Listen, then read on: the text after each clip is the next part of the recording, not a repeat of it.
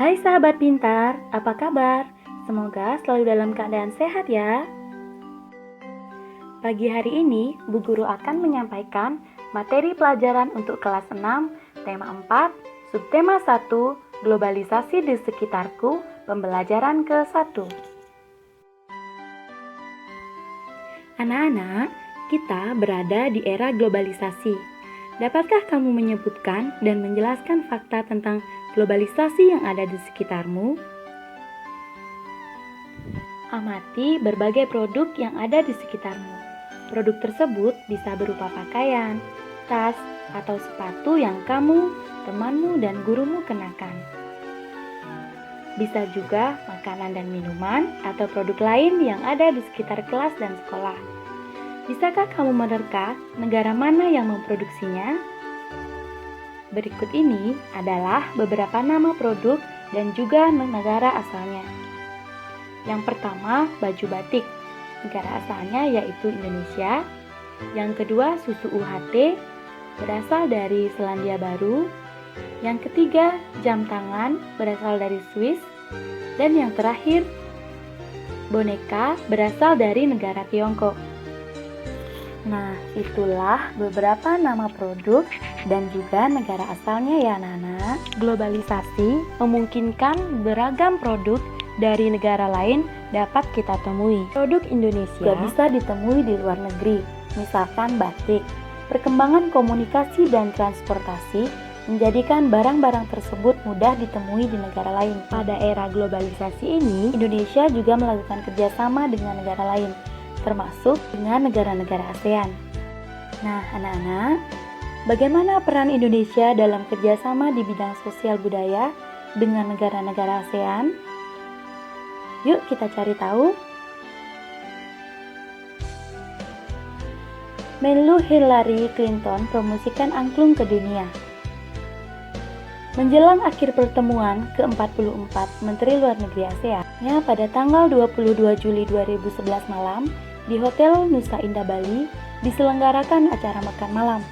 Acara tersebut dihadiri lebih dari 50 orang menteri luar negeri.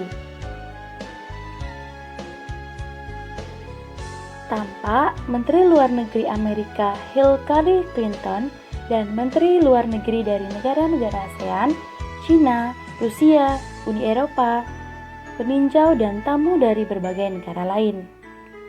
Tentu saja berbagai makanan tradisional dihidangkan dan berbagai kesenian daerah ditampilkan seperti tari-tarian tradisional Jakarta, Bali, dan Aceh. Sebagai acara puncak adalah penampilan angklung alternatif oleh Saung Mang Ujo. Semua hadirin dibagikan angklung berbagai tangga nada, kemudian memainkannya bersama-sama dengan dipimpin oleh Daeng Ujo. Tampak semua undangan berbahagia. Mereka dihadiahi angklung yang baru saja mereka mainkan sebagai tanda mata dari Indonesia. It's for you, a souvenir from Indonesia, kata Daeng Ujo sang komandan. Malam yang berkesan itu sangat membantu dalam menciptakan iklim yang kondusif. Malam tersebut membuat pertemuan para menteri luar negeri ASEAN dan berbagai pertemuan bilateral lainnya berlangsung sukses. Foto Ibu Hillary Clinton pun menghiasi berbagai surat kabar di dunia. Berkat angklung, Ibu Hillary Clinton pun menjadi duta Indonesia. Nah, coba kalian cermati pertanyaan berikut berdasarkan artikel berita tersebut.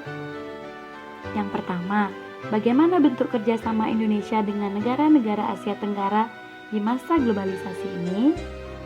Bentuk kerjasama yang terjalin merupakan kerjasama regional yang melibatkan Indonesia dengan negara-negara Asia Tenggara. Saat ini, organisasi ASEAN jadi wadah kerjasama di berbagai bidang seperti politik, ekonomi, keamanan, sosial, dan budaya. Selanjutnya, bagaimana peran Indonesia dalam kerjasama tersebut? Indonesia pernah menjadi tuan rumah penyelenggara pertemuan kerjasama. Menjadi salah satu pendiri ASEAN, Indonesia pernah memimpin ASEAN, dan Indonesia ikut juga serta menciptakan perdamaian di Asia Tenggara. Lalu, bagaimana peran angklung dalam acara tersebut? Peran angklung dalam acara tersebut itu menghadirkan kebahagiaan bagi semua undangan. Anak-anak, berikut ini adalah kerjasama Indonesia dengan negara-negara di Asia Tenggara di bidang sosial budaya di masa globalisasi. Bentuk kerjasamanya adalah sebagai berikut. Kerjasama untuk kepentingan kemanusiaan, menjaga perdamaian antar anggota negara, mewujudkan Asia Tenggara bebas narkoba. Selanjutnya anak-anak, berikut ini adalah peran Indonesia dalam hubungan kerjasama dengan negara di Asia Tenggara. Yang pertama, mengirimkan bantuan kepada negara-negara yang dilanda musibah. Yang kedua, ikut serta menyelesaikan konflik Kamboja dan melakukan upaya-upaya pemberantasan narkoba. Itulah bentuk kerjasama dan peran Indonesia dalam hubungan kerjasama dengan negara-negara di Asia Tenggara di bidang sosial budaya di masa globalisasi. Selanjutnya anak-anak, kita akan belajar tentang bagaimana menghasilkan energi listrik. Berikut ini adalah gambaran pembangkit listrik tenaga air. Listrik memiliki peran penting di era globalisasi. Tidak dapat dipungkiri bahwa globalisasi terjadi karena perkembangan teknologi di berbagai bidang yang didukung oleh peran listrik sebagai sumber energi di dalamnya. Dengan ditemukannya televisi, komputer, dan telepon genggam, arus informasi kemudian menyebar dengan begitu cepat ke berbagai negara di berbagai belahan dunia.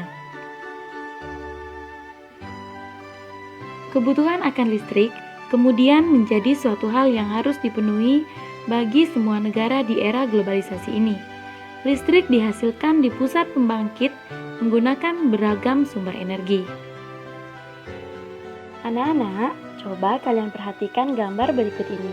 Pada pembangkit listrik tenaga air, air dari waduk atau sungai ditunjukkan oleh gambar nomor 1. Masuk melalui pintu ditunjukkan oleh gambar nomor 2.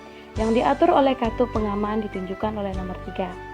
Air kemudian masuk ke tangki pengaman tekanan yang ditunjukkan oleh gambar nomor 4. Selanjutnya, air di dalam pipa pusat, yaitu ditunjukkan oleh nomor 5. Kemudian, mengalirkan dan mengarahkan air ke turbin, ditunjukkan oleh nomor 7. Melalui katup pengatur tekanan ditunjukkan oleh nomor 6. Untuk mendapatkan tekanan energi yang besar. Energi potensial air kemudian menggerakkan turbin. Nah, anak-anak, energi gerak tersebut kemudian diubah menjadi energi listrik oleh generator, yang mana hal tersebut ditunjukkan oleh nomor 8. Energi listrik dari generator kemudian diatur kapasitas tegangannya dan dialirkan oleh transformer, ditunjukkan oleh gambar nomor 9. Energi listrik kemudian dibagikan ke konsumen oleh saluran transmisi yang ditunjukkan oleh gambar nomor 10. Komponen utama pada semua pembangkit energi listrik adalah turbin dan generator. Turbin tersebut harus bergerak untuk menghasilkan energi gerak yang kemudian diubah menjadi energi listrik oleh generator. Energi penggerak turbin selain dari aliran air juga bisa didapat dari angin atau PLTA, panas bumi atau PLTU, dan sumber energi lainnya. Nah, adakah sumber energi di daerahmu yang bisa digunakan sebagai pembangkit energi listrik? Sekarang, baca kembali teks tersebut dengan teliti ya. Lalu, tuliskan informasi penting dalam setiap paragraf pada diagram berikut ini. Paragraf 1. Topik masalah. Peran penting listrik di era globalisasi. Pada paragraf 2, yaitu deret penjelas, pada PLTA, air waduk atau sungai masuk ke tangki pengaman tekanan melalui pintu yang diatur oleh katup pengaman. Kemudian, air pada pusat mengalirkan air tersebut ke turbin melewati katup pengatur tekanan agar tekanan air lebih besar. Energi potensial air akan menggerakkan turbin sekaligus generator untuk menghasilkan energi listrik. Listrik tersebut kemudian diatur kapasitas tegangannya dan dialirkan oleh transformator menuju ke saluran transmisi untuk disalurkan ke konsumen. Paragraf 3, kesimpulan dan pesan atau pendapat pribadi penulis. Turbin dan generator menjadi komponen utama pada pembangkit listrik.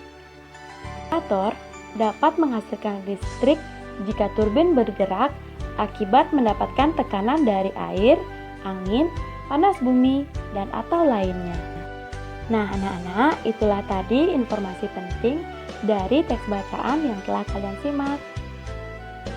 Anak-anak, berikut ini adalah komponen utama pada semua pembangkit energi listrik, yaitu turbin dan generator atau dinamo.